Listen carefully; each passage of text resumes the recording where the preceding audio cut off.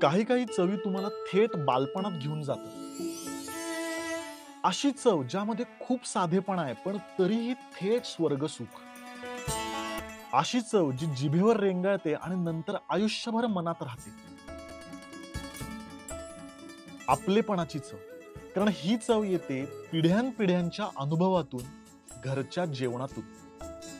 मला सगळ्यांना जेवायला घालायला खूप आवडतं. आपण आज आलेलो आहोत अतिशय तरुण सुगरण पण आहेत आणि क्रिएटर पण आहेत. त्यांचं वय आहे फक्त 75, बरोबर? अगदी बरोबर. लवकरात लवकर खायला सुरुवात अगदी करूया. जरूर.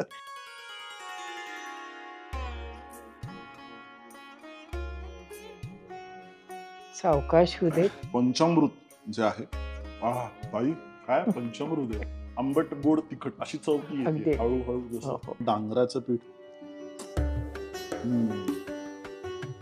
वा वा. त्याला एक असं रवाळ टेक्स्चर असतं हो. डांगराला, ते खूप छान वाटतं. चांगलं वाटतं. तसं अगदी आलंय त्याला. डांगर म्हणजे उडदाची डाळ आणि हरभऱ्याची डाळ असं एकत्र करायचं आणि थोडं छान भाजून घ्यायचं.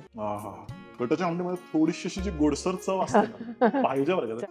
बालगंधर्व, पृथ्वीराज कपूर, माणिक वर्मा, लता मंगेशकर सगळे प्रतिष्ठित मंडळी श्रीरामपूरला काही कार्यक्रमाकरता आले की ते आजोबांकडे यायचेच अगदी. त्यामुळे काय व्हायचं की छान स्वयंपाक केला जायचा आणि चुलीवर आजी करायची, ते सुद्धा सोहळ्यात एकटी सगळा स्वयंपाक करायची आणि अगदी 60-70 लोक म्हणजे जेवायला बसायचे.